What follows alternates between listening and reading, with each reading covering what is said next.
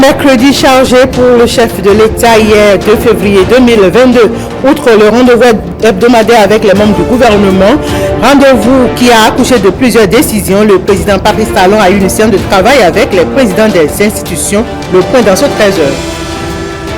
Moël Bénin affûte ses armes pour 2023. Le parti politique revisite sa stratégie de reconquête électorale. Un congrès de repositionnement des hommes et des femmes. On en parle dans un instant. Ifanier avant-cours dans le mai sont désormais connectés à l'Arche, le dispositif d'assurance pour le renforcement du capital humain. Le projet se déploie dans son processus de généralisation. On en parle également dans un instant.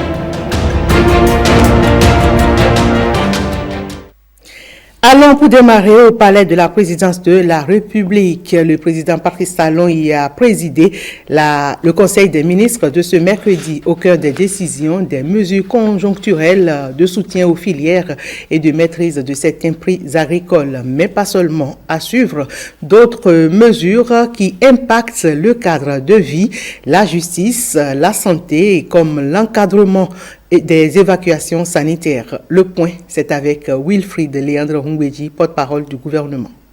Le Conseil des ministres de ce jour, mercredi 2 février 2022, présidé par le chef de l'État, M. Patrice Talon, a débouché sur les décisions ci-après. Au chapitre des mesures normatives, approbation de mesures conjoncturelles de soutien aux filières et de maîtrise des prix de certains produits agricoles, en dépit des bonnes performances de notre agriculture, qui affiche des niveaux de production allant jusqu'à 180% des besoins pour certains produits, il s'observe depuis le second semestre 2020 une tendance à la hausse des prix en comparaison avec ceux enregistrés aux mêmes périodes au cours des années antérieures. Outre les effets pervers de la pandémie de la COVID-19, cette situation est principalement due à la forte pression exercée sur la production nationale par des demandeurs provenant de pays voisins, laquelle pression favorise une sortie massive des dits produits par des voies détournées. Face à cette situation, et tenant compte de la hausse des prix des intrants agricoles sur le marché international, le Conseil a marqué son accord pour l'instauration de redevances à l'exportation sur certains produits et l'interdiction de la sortie des intrants agricoles hors du territoire national. Le soja, le coton, le manioc transformé ou non, le karité, le riz paddy, l'igname en tubercule ou cossette et les noix de cajou sont ciblées. Ces mesures consistent en l'application de taux de majoration du prix moyen de vente actuel dans l'ordre de 20% pour les produits dont les besoins de consommation interne sont très élevés, 10% pour les produits dont l'offre dégage un excédent par rapport à la demande nationale. Par ailleurs, en vue d'encourager les exportations par la voie maritime des produits tels que le gari, les noix de cajou, le maïs, le karité et le soja, il est institué une redevance supplémentaire de sécurisation des exportations par voie terrestre. Il sera ainsi prélevé 10 francs CFA par kilogramme sur le karité, 20 francs CFA par kilogramme sur les noix de cajou, 30 francs CFA par kilogramme sur le soja, et 50 francs CFA par kilogramme sur le maïs et le gari. Ces mesures sont destinées à freiner les sorties incontrôlées de vivriers qui occasionnent une flambée injustifiée des prix et à assurer notamment la disponibilité intérieure nécessaire à la consommation nationale. Les montants ainsi prélevés au cordon douanier auprès de l'exportateur seront destinés au soutien des producteurs agricoles. C'est pourquoi le Conseil a adopté le décret s'y rapportant et instruit les ministres concernés d'en assurer la bonne exécution. Au titre des autres décisions de nature réglementaire, le Conseil a adopté le décret portant modification du décret numéro 2019-459 du 16 octobre 2019 relatif à la réglementation des évacuations sanitaires à la charge de l'État, puis celui portant mise en place d'un comité technique ad hoc pour la rédaction des tests d'application des lois promulguées. De même, ont été adoptés les décrets portant approbation des statuts des structures ci-après. École de formation des professions judiciaires, Agence pénitentiaire du Bénin, Agence béninoise pour l'environnement. Au chapitre des communications, mise en place des plans d'action de réinstallation des personnes affectées par les travaux prioritaires du programme d'adaptation des villes au changement climatique. Ce programme, implémenté dans les villes de Cotonou, Semepoji, Komé et Boikon, est destiné à réduire la vulnérabilité des populations aux aléas climatiques, puis contribuer à l'amélioration de leurs conditions de vie. Dans ce cadre, les travaux prioritaires de construction d'ouvrages divers ont fait l'objet d'une étude d'impact environnemental et social assortie d'un plan d'action de réinstallation concernant les infrastructures, activités ou sites affectés par le projet. Conformément au cahier des charges, notre pays s'est engagé à prendre des dispositions pour éviter, minimiser, réduire ou compenser les risques et impacts potentiels du projet sur l'environnement humain et naturel, aussi bien en phase de conception, d'exécution que d'exploitation. Le Conseil a donc marqué son accord pour la mise en œuvre de plans d'action de réinstallation d'un montant de 1 719 433 053 francs CFA et instruit le ministre concerné d'accomplir toutes les diligences à cette fin. Au chapitre des mesures individuelles, les nominations suivantes ont été prononcées. Au ministère de la Justice et de la Législation, après avis du Conseil supérieur de la magistrature, secrétaire général du ministère, M. Henri Fadonungbo, procureur général près la Cour d'appel de Cotonou, M. Komlan Christian Adjakas, procureur général près la Cour d'appel d'Abomey, M. Amaté Christian Cyprien Serge Ataï, directeur général adjoint de l'école de formation des professions judiciaires, Mme Kodjovi Bernadette Houndé Kandji. Dans les autres juridictions, greffier en chef au tribunal de commerce de Cotonou, Mme Victoire Oladipo. Greffier en chef au tribunal de première instance de Savalou, M. Yaté Richard Nambime. Greffier en chef au tribunal de première instance de Kandi, M. Hilaire Siankou. À la chancellerie, directeur de la planification, de l'administration et des finances, M. Akpaki Zulkifoli Lawani. Directeur des services et professions judiciaires, M. Hilaire Badjagou. Directeur des droits humains, Mme Inès Tofon Hadonou. Au ministère du Tourisme, de la Culture et des Arts, directeur de la planification, de l'administration et des finances, M. Célestin G. Adango, je vous remercie. Et au sujet de la flambée des prix des produits de grande consommation, le gouvernement renforce ses premières mesures. Une question revisitée par les journalistes conviés au point de presse du porte-parole du gouvernement. Vous l'aurez sans doute compris, la portée de ces mesures, l'objectif visé par le gouvernement en les prenant, c'est de favoriser la disponibilité sur le territoire national de produits de grande consommation, les vivriers, en général.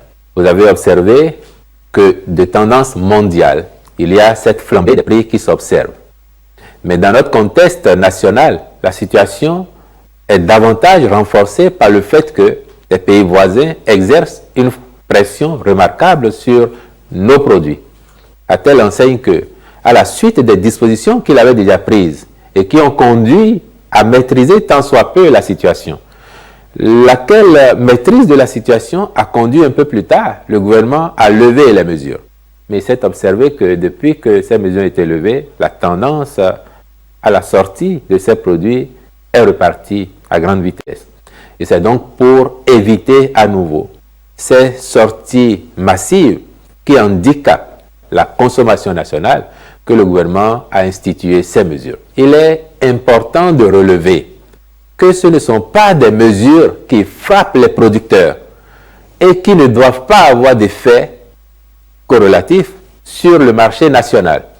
Les prélèvements qui sont prévus seront faits sur les exportateurs de ces produits, ceux qui viennent donc les chercher et qui les font sortir. C'est eux qui, au cordon douanier, sont appelés à payer ces redevances. Ce n'est pas le producteur et ce n'est pas le vendeur sur nos marchés qui paye ces redevances. Ce qui veut dire que le gouvernement a une ambition, celle de rendre le produit disponible. Parce que l'autre aspect de ces mesures, c'est de dire qu'il faut que l'essentiel de la production nationale reste sur le territoire national. On n'oblige personne à venir chercher nos produits et à les faire sortir. Les sorties par voie de terre sont celles qui généralement se font en fraude à la loi ou au dispositif de contrôle mis en place. On frappe là, en prélevant sur ces sorties, parce qu'on veut encourager les sorties par voie maritime ou les exportations en général. Cela a le double avantage que, non seulement ça nous permet de maîtriser nos statistiques en matière de balance commerciale, et en même temps, ça permet de maintenir donc l'essentiel des produits sur le territoire national, parce qu'on sait aussi que la grande majorité de ceux qui les sortent par les voies terrestres sont des gens qui essayent, comme je le disais, de contourner le dispositif. Et donc voilà la portée de cette mesure, faire en sorte que la production nationale, principalement, aille à la consommation intérieure au regard de ce qui s'observe dans le monde et sur notre continent, et plus particulièrement dans notre pays, comme flambée des prix, dont il n'est pas inutile de le rappeler. Les causes, encore une fois, sont celles qui ont été citées, Covid-19 en ses effets pervers et la forte pression exercée sur la production nationale par certains pays voisins. Et en marge du Conseil des ministres qu'il a présidé, comme je vous l'annonçais en titre, le président Patrice Talon a aussi tenu ce mercredi une séance de travail avec les présidents des institutions de la République. Au cœur des échanges au sommet de l'État, plusieurs questions d'enjeu pour le pays. Le porte-parole des institutions en fait une restitution. On écoute le professeur Joseph Djogbenou, président de la Cour constitutionnelle, au micro de Jérôme Humbo et Mathieu Sokeno. Vous savez que périodiquement, les présidents des institutions de la République se concertent avec le président de la République, chef de l'exécutif, autour des questions nationales et certaines questions de préoccupation internationale. Et bien évidemment, le contexte nous expose et nous prédispose à recueillir les informations les plus importantes que le gouvernement et son président voudraient bien partager avec nous sur la situation sécuritaire au plan national, au plan régional, sur la situation sanitaire et bien évidemment aussi sur le fonctionnement des institutions. Nous avons exposé au président de la République les préoccupations qui sont celles de l'ensemble des institutions de la République et qui sont aussi particulières à certaines institutions de la République. D'un point de vue général, la séance de travail s'est bien déroulée, plusieurs heures, et nous avons harmonisé le point de vue. Et les institutions sont suffisamment informées pour traduire dans la mission qui leur est confiée par la Constitution la prise en compte des intérêts de l'État dans la situation qui est la nôtre. Ce que nous pouvons dire, c'est qu'il n'y a pas d'inquiétude à avoir. Le pays est sécurisé, le pays fonctionne et le pays est dirigé. Que chacun sache garder l'esprit nécessaire de lucidité, de tolérance et de responsabilité. On sait qu'il y a beaucoup d'informations qui circulent, mais les institutions de la République veillent à la sécurité de chacun et à l'épanouissement de tous. À nouveau, mise en vedette dans la quête des investissements du programme d'action du gouvernement 2 à 80%, le secteur privé est convié à en prendre la mesure des opportunités à travers l'exécution des projets. Au cœur de la rencontre d'immersion, la promesse d'accompagnement est garantie aux entreprises privées. Proactive. Présentation du PAG2 au secteur privé et aux artisans. Rendez-vous d'opportunités. C'est un sujet signé Alessandra Djota. À la suite de l'exposé des grands axes, les échanges autour du PAG2 se sont déroulés sans langue de bois. En présence des ministres, les chefs d'entreprise, artisans et les représentants des différentes instances fêtières ont exprimé leurs préoccupations. Entre autres, il y a celle-ci portée par le patronat. Nous vous reprochons essentiellement la communication et surtout les relations avec les structures du secteur privé qui en fait sont les relais à toute votre action. Je voudrais que vous reteniez que rapidement, vous allez être dans un environnement où, pour une entreprise donc du secteur privé, qui a un problème, soit c'est un problème, une difficulté, un enjeu qui peut se traiter avec ses pairs, et donc ça c'est la chambre de commerce, soit c'est un enjeu qui implique l'État, et là vous bénéficierez d'une agence unique. À la fin de la journée, toutes les initiatives qui existent aujourd'hui devront être fédérées dans une agence unique, guichet unique. Vous allez et vous réglez vos difficultés. Je suis dans le secteur privé. À la création, à l'origination des projets, c'est la PIEX. Quand on veut démarrer, on va à la PIEX. Mais une fois qu'on y est, qu'on est dans le business, quand on a des difficultés, on va à cette agence unique. Et ensuite, quand il y a des questions liées au financement, vous avez le FONADA qui va être restructuré. Voilà. C'est également l'occasion pour Romuald Wadani de clarifier ce point essentiel portant sur la fiscalité.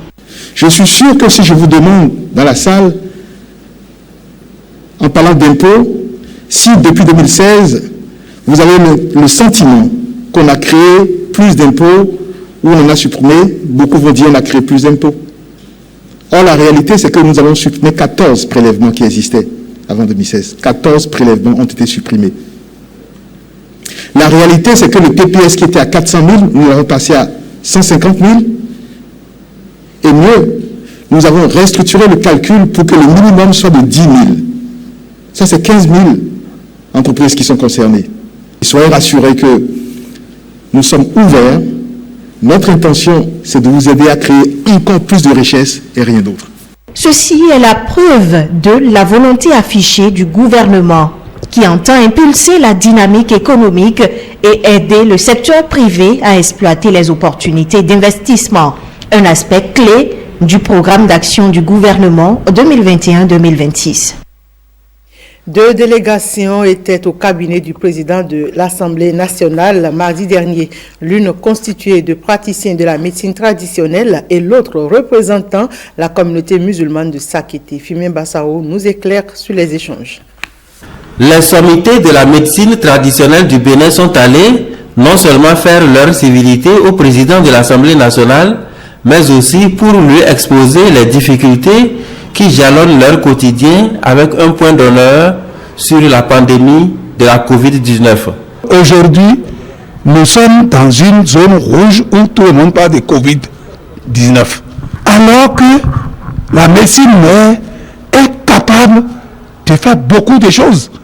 Donc nous sommes venus aussi faire cette doléance au président de l'Assemblée de nous aider auprès du chef de l'État, son Excellence Patrice Talon, pour que la médecine traditionnelle soit prise en compte d'une façon sincère et honnête.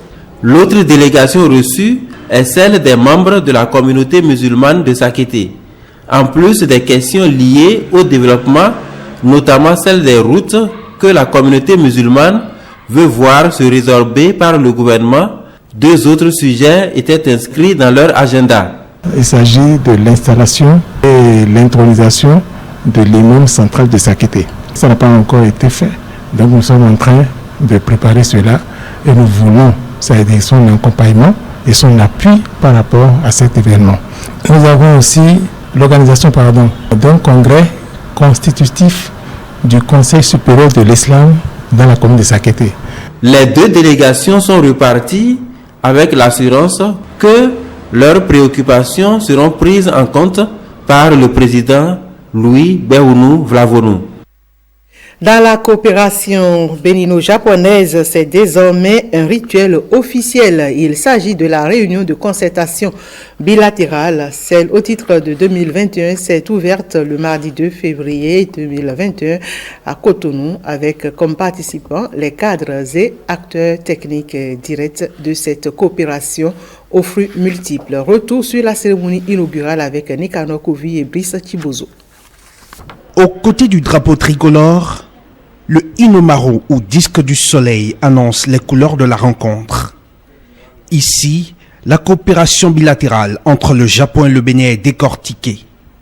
L'exercice est diplomatique avant tout et est instauré depuis 2013. Cette consultation bilatérale annuelle nous offre l'opportunité de discuter de la politique de coopération au développement entre le Japon et le Bénin et des points d'attention qui nous permettront de maintenir une coopération dynamique et efficace. Aplanir les difficultés et surtout définir de nouvelles perspectives pour donner un coup de fouet à cette coopération. C'est la mission de cette réunion qui tombe bien à propos alors que le gouvernement vient de lancer un programme d'action quinquennal plafonnant à plus de 12 000 milliards. Le catalogue des projets de ce programme d'action du gouvernement comporte au total 342 projets avec une part importante dans les domaines d'intervention du Japon dans notre pays. Ceci montre bien l'importance que le gouvernement accorde à l'appui et au soutien du Japon pour la mise en œuvre de ce programme d'action du gouvernement. Opportunité d'une réunion, disions-nous, notamment pour raviver les dossiers tièdes ou même brûlants. Plusieurs projets d'importance sont en cours et il est à souhaiter que les deux parties prennent les dispositions nécessaires en vue de l'accélération des procédures de leur mise en œuvre. Il s'agit, pour ne pas les nommer, du projet de construction de l'échangeur du carrefour Védécor dans la ville de Cotonou et du projet de réalisation des ouvrages de renforcement des systèmes d'alimentation en eau potable dans les départements du Koufo et du Plateau. Infrastructure, industrie, cadre de vie, la coopération entre les deux pays couvre bien des domaines et l'échangeur de Védécor pourrait bien être le prochain fruit majeur. Désormais opérationnel, le volet assurance maladie du projet H au Bénin est accueilli par 2 communes dans l'Ouémé, Ifani et Avrankou. Le lancement officiel de ce programme d'assurance maladie s'est fait ce mardi 1er février 2022 au centre de promotion sociale d'Avrankou. Les espérances des bénéficiaires et la fierté du ministre en charge des affaires sociales et celui de la santé dans le sujet de Marcel Arrossi. Désormais, les communes d'Avrankou et d'Ifani sont connectées au volet assurance maladie du projet Arche. Gratuitement, les populations cibles de ces 2 communes peuvent se faire suivre dans les centres de santé partenaires du projet conformément au panier de soins défini. Une démarche qui vise à accélérer la marche du Bénin vers la couverture sanitaire universelle. Elle témoigne de l'ambition du chef de l'État, le président Patrice Talon, de garantir l'accès aux soins de qualité aux populations béninoises, quelles que soient leurs conditions de vie et leur lieu de résidence. Je saisis alors cette occasion pour rappeler au personnel des formations sanitaires la nécessité d'améliorer l'accueil, l'offre et la qualité des soins, particulièrement le respect des protocoles, directives et normes de soins. Une bonne santé, les populations en ont besoin pour jouir pleinement des autres mesures sociales en cours de déploiement dans le pays. De façon particulière, l'État soutient les plus vulnérables. Pour ces personnes que nous appelons donc les privilégiés de la République, l'État supporte totalement les frais liés à la prise en charge sanitaire pour les pathologies contenues dans le panier de soins. Ce panier de soins comprend 75% des pathologies les plus courantes qui font souvent l'objet de fréquentation de nos centres de santé, comme le paludisme, les infections digestives, les affections respiratoires, les accouchements par voie basse, par césarienne, les traumatismes des membres, etc. De part et d'autre, les engagements sont pris pour faciliter la réussite de ce volet du projet Arche. Je suis convaincu que les élus communaux et locaux joueront pleinement leur rôle pour la réussite de cette intervention. Je rassure le gouvernement de l'engagement des conseils communaux d'Avrankou et d'Ifani à travailler de concert avec les parties prenantes afin que les dites communes soient citées parmi les meilleures au moment de l'évaluation du projet Arche. La phase pilote du volet assurance maladie du projet Arche est mise en œuvre depuis 2018 et sa généralisation qui démarre va s'étendre à plusieurs communes du Bénin. Parlons à présent de l'autonomisation des femmes et c'est à travers un atelier de Suède Bénin, autonomisation des femmes et dividendes démographiques du Sahel. C'est un projet qui veut mobiliser les leaders religieux derrière 3 causes. scolarisation des filles, leur maintien à l'école et le renforcement des capacités des femmes à Cotonou. Elle scelle un partenariat entre ces acteurs de la société civile et le gouvernement. Au milieu, les bons offices du projet Suède-Bénin. Témoin William Aguia, Yves Agorou-Pessi. C'est un atelier qui vient confirmer l'engagement du projet Suède à travailler au maintien des filles à l'école et à l'autonomisation des femmes.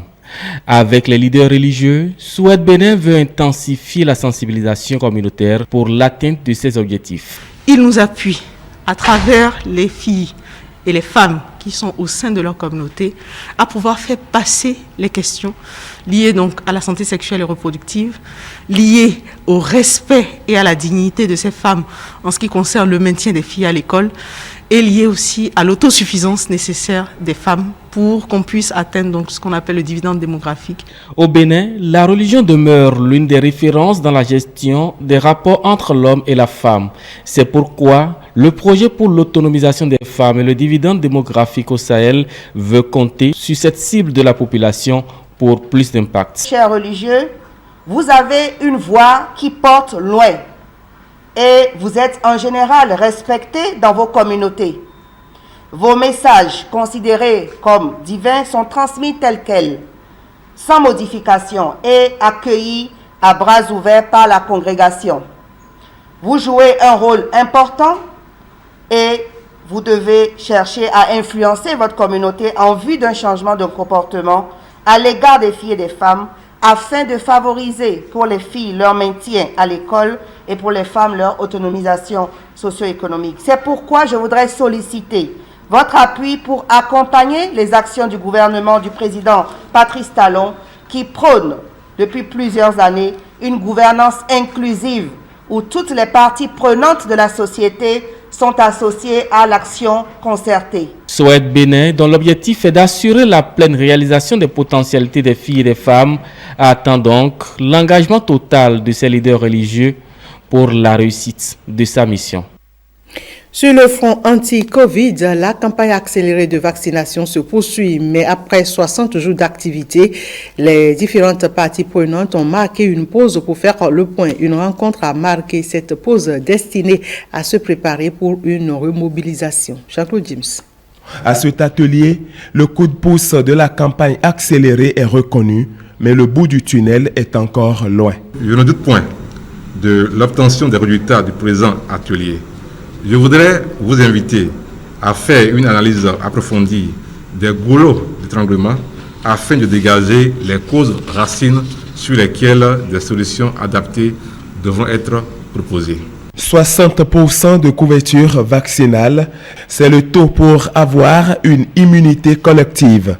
Pour y arriver, l'engagement communautaire et la vaccination des femmes méritent plus d'attention. Moi, je voulais, par rapport aux propositions qui ont été faites, vraiment mettre l'accent sur la cible que sont les femmes. Quand vous prenez les statistiques, sont plus touchées par la Covid, mais en termes de vaccination, c'est elles qui sont le moins vaccinées. Donc, il y a vraiment une fenêtre d'opportunité, pour moi en tout cas, pour améliorer cette performance vaccinale-là. Il y a bien vrai qu'il y a des gaps, mais bien avant cela, qu'on est comme les graves, et je voudrais rassurer chacun de nous que l'engagement communautaire a été bel et bien pris en compte et que nous devons continuer les efforts pour que l'objectif défini depuis le début, nous pensons que nous pouvons l'atteindre avec cela. La campagne intensive de vaccination est prolongée jusqu'à fin mars 2022 et il est important de prendre toutes les doses suivant le vaccin. Même vaccinés, les gestes barrières sont obligatoires. Et ce sera tout pour ce 13h. Merci mesdames, messieurs de l'avoir suivi.